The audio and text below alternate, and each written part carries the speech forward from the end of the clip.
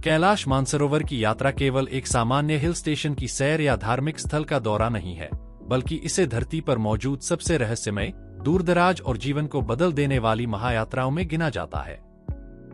समुद्र तल से 15,000 फीट की औसत ऊंचाई से लेकर 18,600 फीट के अत्यधिक बर्फीले दर्रों तक फैली यह भूमि एक ऐसा स्थान है जहां विज्ञान और प्रकृति के नियम एक अलग ही रूप में सामने आते हैं। तिब्बत के बीहड़ और विहंगम ट्रांस हिमालयी पठार पर बसा यह पूरा इलाका इंसान को अपनी सीमाओं को परखने और खुद को नए सिरे से खोजने का मौका देता है। आज के इस वीडियो में हम कैलाश मानसरोवर यात्रा के एक पहलू, यहाँ के इतिहास, भूगोल, वीजा और परमिट की सख्त प्रक्रिया, फिटनेस की ठोस तैयारी, 53 किलोमीटर लंबी परिक्रमा का विस्तृत ब्यौरा, रुकने खाने की ज़मीनी हकीकत और कुल बजट का पूरा पक्का हिसाब बिल्कुल सरल, सहज और प्रैक्टिकल अंदाज में समझेंगे। सबसे पहले यह समझना जरूरी है कि कैलाश पर्वत और मानसरोवर झील भारत की भौगोलिक सीमाओं के भीतर नहीं है। यह पूरा क्षेत्र चीन के नियंत्रण वाले तिब्बत स्वायत्त क्षेत्र के सुदूर पश्चिमी अरी प्रीफेक्चर में स्थित है। यहाँ का लैंडस्केप किसी दूसरी दुनिया या मंगल ग्रह की सतह जैसा दिखाई देता है। चारों तरफ दूर दूर तक फैले लाल भूरे नंगे पहाड़, पथरीले मैदान, कड़क धूप और बर्फीली हवाओं के बीच अचानक चमकदार नीली झीलें और बर्फ से ढका विशाल कैलाश पर्वत नजर आता है। भौगोलिक दृष्टि से यह स्थान पूरे एशिया महाद्वीप के लिए जीवनदायिनी है, क्योंकि यहीं से 4 बड़ी नदियां सिंधु, ब्रह्मपुत्र, सतलुज और कर्णाली निकलती हैं। तिब्बत एक अतिसंवेदनशील और प्रतिबंधित क्षेत्र है, इसलिए यहाँ जाने के नियम दुनिया के किसी भी अन्य देश से बिल्कुल अलग हैं। कोई भी भारतीय नागरिक या विदेशी पर्यटक अपनी मर्जी से सोलो ट्रैवलर बनकर या आम टूरिस्ट वीजा पर तिब्बत में प्रवेश नहीं कर सकता। यहाँ जाने के लिए आपको मुख्य रूप से चाइनीज ग्रुप टूरिस्ट वीजा और तिब्बत ट्रैवल परमिट की आवश्यकता होती है। ये दोनों दस्तावेज केवल पंजीकृत टूर एजेंसियों या अधिकृत सरकारी माध्यमों के जरिए ही जारी किए जाते हैं। इसके लिए कम से कम 6 महीने की वैलिडिटी वाला ओरिजिनल पासपोर्ट होना अनिवार्य है। वीजा किसी एक व्यक्ति के पासपोर्ट पर स्टैंप नहीं होता, बल्कि पूरे ट्रैवल ग्रुप के नाम की एक आधिकारिक पेपर शीट के रूप में जारी होता है। भारतीय नागरिकों के लिए कैलाश मानसरोवर पहुंचने के 2 प्रमुख माध्यम हैं। पहला रास्ता भारत सरकार के विदेश मंत्रालय द्वारा आयोजित सरकारी लॉटरी रूट का है, जिसमें कंप्यूटर लॉटरी द्वारा चुनाव होता है।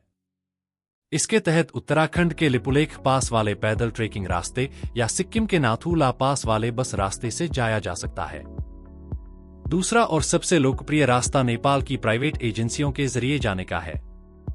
इसमें काठमांडू से केरुंग बॉर्डर होकर 13 से 14 दिनों वाला ओवरलैंड बस रूट मिलता है, या फिर सिमिकोट और हिल्सा बॉर्डर होकर 9 से 10 दिनों में पूरा होने वाला हेलीकॉप्टर रूट चुना जा सकता है। 15,000 फीट से लेकर 18,600 फीट की ऊंचाई पर चलना कोई साधारण काम नहीं है, इसलिए शारीरिक और मानसिक फिटनेस इस यात्रा की सबसे पहली शर्त है। इतनी अधिक ऊंचाई पर हवा में ऑक्सीजन का दबाव काफी कम हो जाता है, जिससे एल्टीट्यूड सिकनेस होने का खतरा रहता है। यात्रा पर जाने से कम 2 से 3 महीने पहले से रोजाना 5 से 7 किलोमीटर पैदल चलने या जॉगिंग करने की आदत डालना बहुत जरूरी है। इसके साथ ही फेफड़ों की कार्यक्षमता बढ़ाने के लिए अनुलोम विलोम और कपालभाति जैसे प्राणायाम नियमित रूप से करने चाहिए और जाने से पहले अपने दिल, फेफड़ों व ब्लड प्रेशर की डॉक्टरी जांच जरूर करवा लेनी चाहिए। नेपाल बॉर्डर पार करते ही आप तिब्बत के विश्वस्तरीय स्मूथ हाईवे पर कदम रखते हैं, जहां विशालकाय पहाड़ों के बीच गाड़ियां बहुत तेजी से चलती हैं।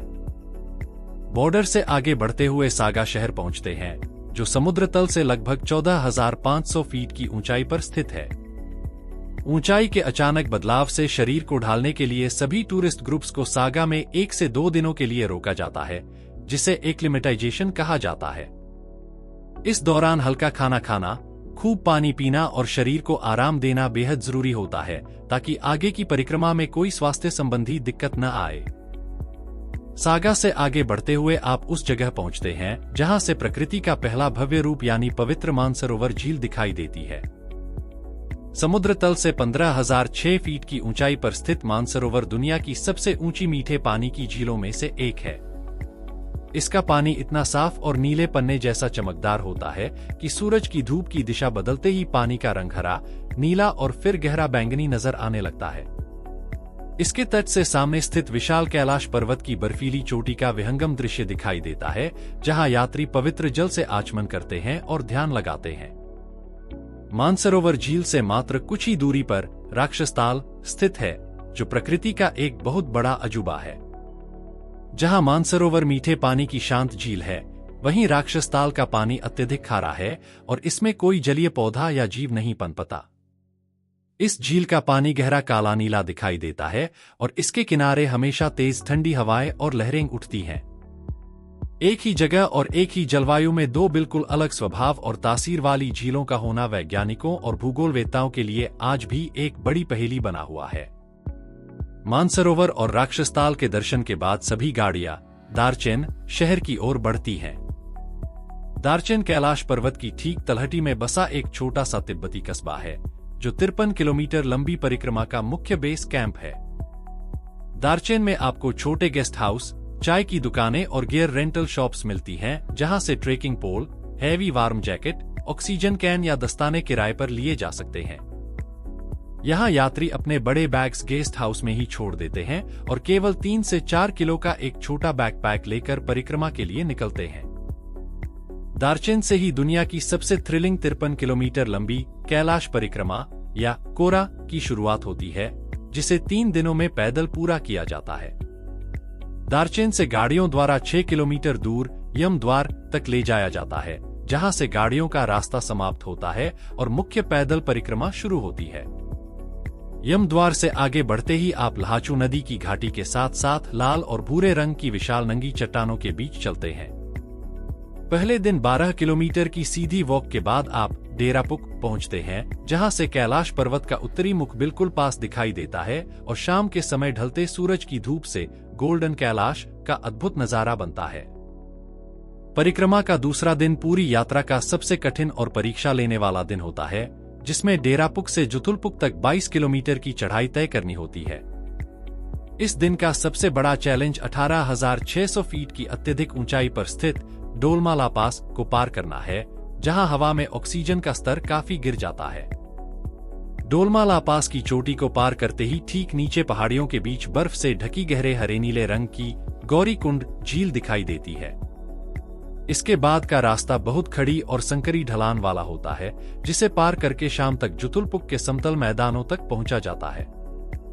परिक्रमा का तीसरा दिन सबसे आसान होता है, जिसमें जुतुलपुक से वापस दार्चेन की दूरी मात्र 8 किलोमीटर होती है, जो चौड़ी और समतल घाटी से होकर गुजरती है। 2 से 3 घंटे की आसान वॉक के बाद आप वापस दार्चेन पहुंच जाते हैं, जहां आपकी 53 किलोमीटर की महापरिक्रमा आधिकारिक रूप से पूरी हो जाती है। जो यात्री या बुजुर्ग 53 किलोमीटर पैदल नहीं चल सकते, वे दार्चेन में रुककर गाड़ियों से दूर से दर्शन कर सकते हैं या फिर अपने लिए घोड़ा और लोकल पोर्टर किराए पर ले सकते हैं। तिब्बत का मौसम पल भर में बदल जाता है, इसलिए पैकिंग को लेकर बहुत सावधान रहना पड़ता है। कपड़ों की बात करें तो 3 लेयर वाले वार्म कपड़े, thermal inners, polar fleece और हैवी विंड प्रूफ व वाटरप्रूफ डाउन जैकेट साथ रखें। जूतों में एंकल सपोर्ट वाले वाटरप्रूफ ट्रेकिंग शूज और 3 से 4 जोड़ी वूलन सॉक्स जरूरी हैं। इसके अलावा UV protection sunglasses, altitude sickness की दवाइयां जैसे डायमॉक्स, ओआरएस और थर्मस फ्लास्क बैग में रखें। ध्यान दें कि तिब्बत में भारतीय सिम, गूगल, व्हाट्सएप और क्रेडिट कार्ड काम नहीं करते, इसलिए चीनी सिम कार्ड और वीचैट ऐप का ही इस्तेमाल करना पड़ता है। रहने और खाने की बात करें तो सागा और दार्चेन जैसे शहरों में आपको 3 स्टार स्तर के साफ सुथरे होटल्स मिल जाते हैं, जहां हीटर और अटैच बाथरूम होता है।